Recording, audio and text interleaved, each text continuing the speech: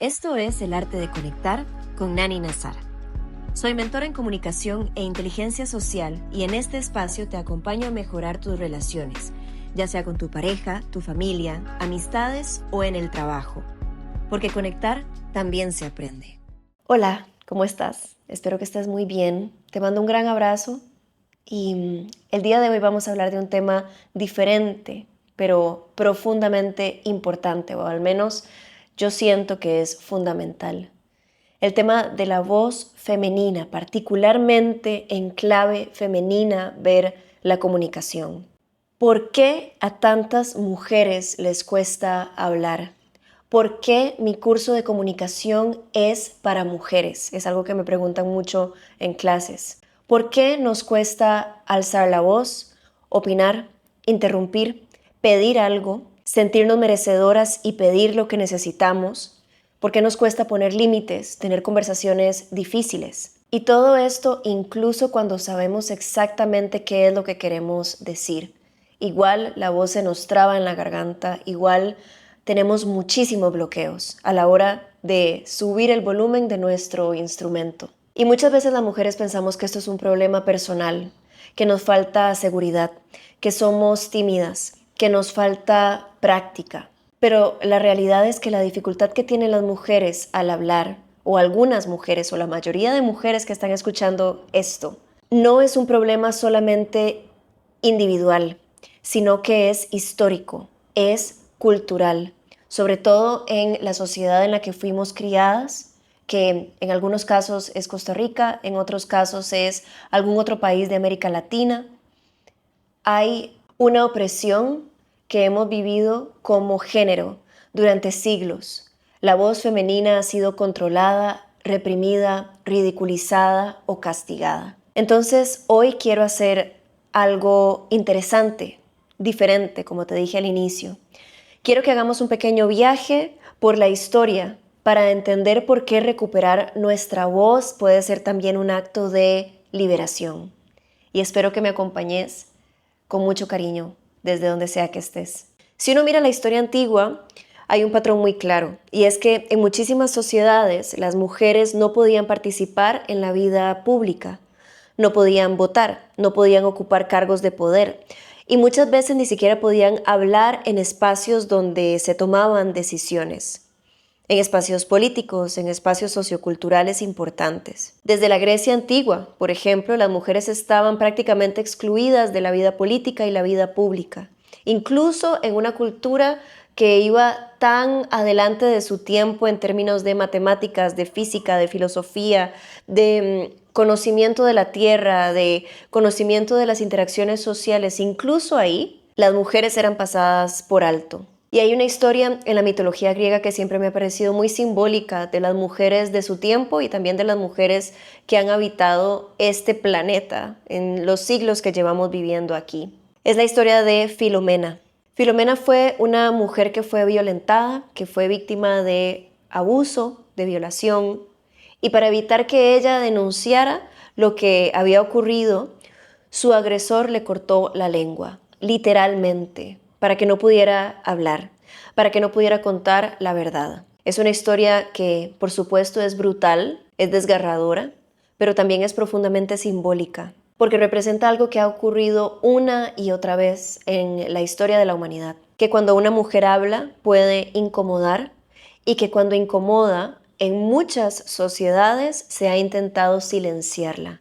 Si avanzamos un poco en la historia y llegamos a la Edad Media o a los siglos posteriores, encontramos otro fenómeno muy interesante que es las famosas persecuciones de brujas. Miles y miles de mujeres fueron acusadas de brujería.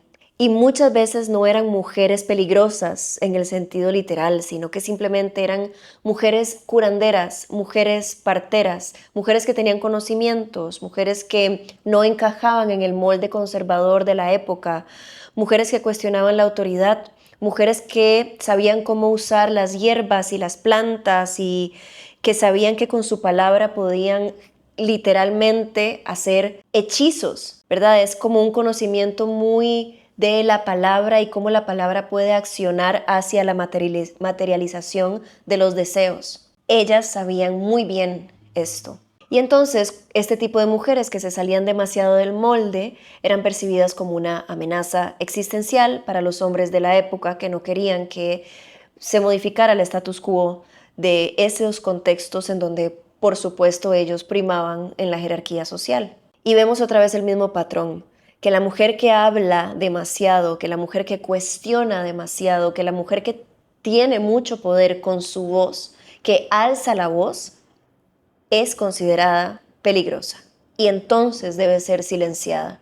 Y en este caso, quemada en una hoguera hasta ese punto. Y luego llegamos a algo todavía más curioso. Si lo vemos en términos históricos, nos brincamos un montón de siglos hacia adelante y en los siglos XIX y XX apareció un diagnóstico médico que tal vez conoces, que nos parece completamente absurdo hoy en día, pero que en el momento era la norma y se llamaba la histeria femenina. Estoy poniendo aquí unas enormes comillas porque claramente era un fenómeno, una enfermedad inventada. Durante décadas, muchísimas emociones femeninas fueron categorizadas. Si una mujer estaba molesta, era histérica. Si una mujer estaba triste, era histérica. Si una mujer estaba frustrada, era histérica. Si una mujer se quejaba de su realidad material, histérica. Incluso la palabra histeria viene del griego histera, que significa útero. Entonces, la histeria era intrínsecamente femenina, era la locura femenina de alzar la voz, como si las emociones femeninas fueran por definición malas o descontroladas o innecesarias o intensas, ¿verdad? Excesivas. Entonces otra vez aparece la misma narrativa. La mujer emocional no es confiable, la mujer intensa incomoda, la mujer que habla demasiado es problemática. Y aunque hoy vivimos en una sociedad muchísimo más libre que hace 1500 o 100 años, muchas de esas ideas todavía siguen presentes en el entramado social, en la forma en que las mujeres y los hombres viven el uso de su voz de manera diferenciada, que a veces es muy obvio y a veces está un poco más solapado y escondido. Las mujeres, cuando somos niñas, en Latinoamérica y en muchas partes del mundo, entendemos que es mejor suavizar lo que pensamos para que nadie se resienta, que cuando algo nos incomoda nos callamos y seguimos, que hay que aguantarle a nuestros papás, hay que aguantar a la sociedad, hay que aguantarle a nuestras parejas, que no podemos ser unas tóxicas, que no podemos ser unas intensas, que no podemos hacer drama, que es mejor pedir permiso antes de hablar e incluso muchas veces antes de permitirnos existir. Y esto aparece también muchísimo en el mundo profesional. Hay estudios que muestran algo muy interesante. Cuando un hombre habla con seguridad y autoridad, eso muchas veces se percibe como liderazgo, ¿verdad? Pero cuando una mujer habla con el mismo tono, con la misma claridad, con la misma fuerza, sin irse con rodeos, entonces eso se percibe como agresiva o excesivamente directa o muy fría o mandona o difícil. Entonces muchas mujeres empiezan a hacer algo casi que de forma automática. Se disculpan antes de hablar, suavizan sus opiniones, no interrumpen aunque las pasen interrumpiendo y agregan frases como por ejemplo, bueno, es que tal vez estoy equivocada, pero me parece que, no sé si esto tiene sentido, pero bueno, quiero decirles que, perdón si suena raro, pero, y así, poco a poco, muchas mujeres empiezan a disminuir la fuerza de sus ideas y por ende la fuerza de su propia voz. Y aquí viene la parte fundamental de todo esto. Hablar no es solo emitir sonido.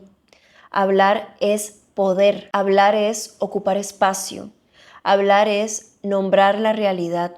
Hablar es pedirle a nuestras personas cercanas, pedirle a nuestros amigos, a nuestras parejas, pedirle al universo lo que necesitamos y lo que queremos. Decir algo como, esto me duele, aquí te pasaste, el límite lo planteo desde ya, en este punto, eso es usar la voz, eso es hablar.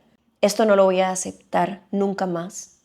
Esto que hiciste me hirió, estoy enojada, estoy frustrada, estoy agotada. ¿Cuántas veces te has permitido, por ejemplo, si sos madre de familia, si tienes hijos, si tienes pareja, cuántas veces te has permitido decir en voz alta, mi amor, estoy agotada, mamá está agotada, necesito tiempo para mí? No sé, cada cuánto te permitís decir algo así. Cuando una mujer recupera su voz, recupera su espacio en el mundo, muchas cosas empiezan a cambiar, cambian las relaciones, cambia la vida profesional, cambia su relación con el entorno, con el espacio que habita. Siempre que una mujer decide usar su voz, cambia la relación que ella tiene con ella misma. Y aquí quiero mencionar algo que me parece muy bonito, tal vez una perspectiva más simbólica o más espiritual. En muchas tradiciones antiguas se habla del chakra de la garganta. No sé si lo han escuchado, no sé qué saben de los chakras, no sé en este momento si vos estás conectada con todo ese mundo espiritual, ¿verdad? De las energías. Pero abrí tu corazón a esto que te voy a decir. El chakra garganta es el centro energético asociado con la expresión, la verdad y la autenticidad. Es el lugar desde donde decimos lo que somos, desde donde decimos lo que pensamos y desde donde decimos lo que estamos sintiendo. Y muchas tradiciones también hablan del útero como un centro creativo profundo, un centro de vida, un centro de intuición. Y simbólicamente hay algo muy poderoso en la conexión entre esos dos lugares. Si vos ves fotos, dibujos de la laringe y nuestro útero, son prácticamente iguales. Los tejidos de la laringe, de la garganta y de nuestro útero, como mujeres, se crearon al mismo tiempo, son el mismo tejido. Y la construcción, la estructura de ambos órganos es muy, muy similar. Te invito a ver fotos, te invito a buscarlo. Entonces, simbólicamente hay una relación entre el lugar donde nace la vida, el útero, y el lugar donde esa vida se expresa, que es la garganta. Entre lo que sentimos profundamente y lo que nos atrevemos a decir en voz alta. Hay un paralelismo entre estos dos lugares. Y generalmente las mujeres donde más tenemos bloqueos, pues es también en esos dos lugares, ¿verdad? En nuestra voz, apalabrar nuestras necesidades y en nuestro mundo, en nuestro universo sexual. Entonces, qué bonito cuando sanamos ambos al mismo tiempo, cuando nos damos cuenta que tenemos que sanar de forma integral. Entonces, cuando una mujer se reconecta con su voz, no solo está mejorando su comunicación, sino que está reconectando con su verdad, con su intuición, con su poder creativo, con su capacidad de influir en el mundo. Durante siglos muchas mujeres no pudieron votar, ni estudiar, ni expresar sus ideas, no pudieron decidir sobre sus propias vidas. Nosotras vivimos en un momento histórico distinto, en el que podemos hablar, opinar, construir proyectos, crear impacto, pero muchas veces todavía cargamos en nuestro cuerpo y en nuestra mente ese silencio histórico, ecos de ese silencio que por tanto tiempo plagó a nuestro género. Y por eso recuperar la voz puede ser un proceso tan poderoso, porque cada vez que una mujer dice lo que piensa, cada vez que pone un límite, cada vez que comparte una idea, que cuenta su historia, no solo está usando su voz, sino que está rompiendo una cadena de silencio que viene desde hace siglos para atrás. Así que si estás escuchando esto, quiero invitarte a hacer algo muy simple. Termina esta frase, escribilo. Hoy decido usar mi voz tal vez para decir lo que sentís, tal vez para pedir algo que llevas años queriendo pedir, tal vez para expresar una idea que siempre te ha dado miedo compartir, tal vez para dejar de minimizarte o para poner un límite que hace años necesitas poner. La voz es una herramienta increíble, pero también es algo más. Es identidad, es presencia, es poder. Y yo creo que cuando una mujer libera su voz, muchas cosas en su vida empiezan definitivamente a moverse. Y eso para mí es una de las cosas más bonitas que podemos experimentar como personas y como mujeres. Gracias por escuchar hasta acá. Te mando un gran abrazo. Gracias por escuchar El Arte de Conectar. Si quieres enviar tu pregunta anónima, puedes hacerlo por escrito o con un mensaje de voz. El enlace lo encontrás en la descripción. Recordá que este espacio no sustituye la terapia psicológica. Las respuestas que comparto vienen desde mi experiencia como mentora en comunicación e inteligencia social. Si estás atravesando algo emocionalmente difícil, no dudes en buscar acompañamiento profesional. Tu salud mental va primero.